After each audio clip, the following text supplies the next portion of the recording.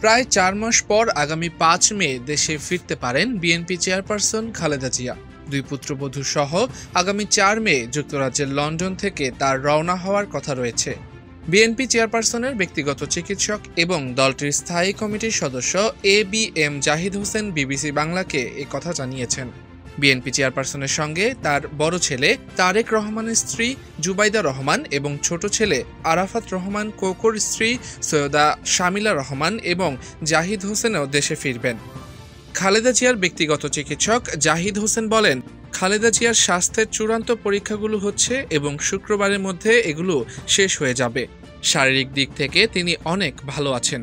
এর আগে চলতি বছরের ৭ জানুয়ারি লন্ডনের উদ্দেশ্যে দেশ ছেড়ে যান বিএনপি চেয়ারপারসন খালেদা জিয়া।